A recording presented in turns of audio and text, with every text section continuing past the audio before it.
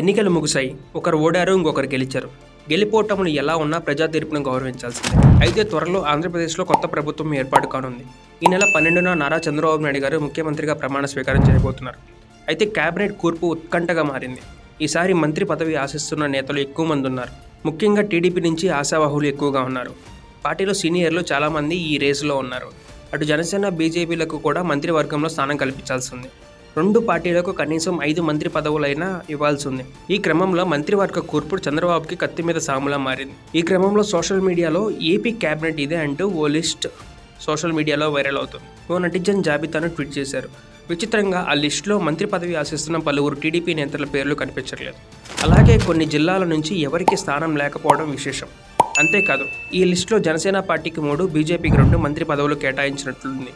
Social మీడియాలో viral అవుతున్న జాబితాల పేర్లు ఇలా ఉన్నాయి. పవన్ కళ్యాణ్ డిప్యూటీ సీఎం హోంశాఖ, Nara Lokesh municipality and IT శాఖ, కింజరాపు అచ్చెన్నాయుడు ఆర్థిక శాఖ, నిమ్మకాయల చినరాజప్ప ఇంకా తేలలేదు, కోరంట్ల బుచ్చయ్య చౌదరి పౌర సరఫరాల శాఖ, Pitani Satyanarayana BC welfare, Raghuramakrishnaraju speaker, Manda Umamaheswararao రవాణా రోడ్లు భవనాల శాఖ, ఆనం రామ్ నారాయణ రెడ్డి నీటిపారుదల శాఖ, సోమిరెడ్డి చంద్రమోహన్ రెడ్డి వ్యవసాయ శాఖ, Payyavula Keshav rural development, Paritala Sunitha women and family welfare, Nandamuri Balakrishna cinematography, Ponguru Narayana విద్యాశాఖ, గంటా శ్రీనివాసరావు పంచాయతీరాజ్, చింతకాయల అయ్యన్న పాత్రుడు అటవీ అండ్ పర్యావరణ శాఖ, భూమా అఖిలప్రియ టూరిజం అండ్ సాంస్కృతిక శాఖ, మహమ్మద్ ఫారూక్ మైనారిటీ, నాదెండ్ల మనోహర్ పరిశ్రమల శాఖ జనసేన పార్టీ, మండాలి బుద్ధప్రసాద్ పశు సంవర్ధక శాఖ జనసేన పార్టీ, కామినేని శ్రీనివాస్ వైద్య ఆరోగ్య శాఖ బీజేపీ, విష్ణుకుమార్ రాజు దేవాదాయ శాఖ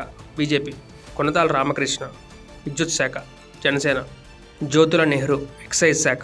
అయితే సోషల్ మీడియాలో వైరల్ అవుతున్న జాబితా ఫేక్ అని కొందరు కొట్టిపారేస్తున్నారు.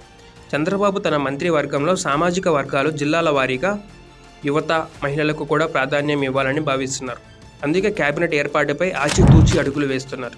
ఢిల్లీలో ఉన్న చంద్రబాబు అమరావతికి తిరిగి వచ్చిన అనంతరం ప్రమాణ స్వీకారంతో పాటుగా మంత్రివర్గంపై చర్చిస్తారని చెబుతున్నారు. చంద్రబాబు, పవన్ కళ్యాణ్ భేటీ అయ్యే అవకాశం ఉందన్నారు. అలాగే బీజేపీ, జనసేనలకు ఎన్ని మంత్రి పదవులు ఇవ్వాలి, ఇస్తే ఏ శాఖ ఇవ్వాలి అనే చర్చలు కూడా ఇంకా మొదలు పెట్టలేదు. ఈ నెల 12న చంద్రబాబు ఒక్కరే ప్రమాణ స్వీకారం చేస్తారా, మంత్రుల ప్రమాణ స్వీకారం కూడా ఉంటుందా అనేది తేలాల్సి ఉంది.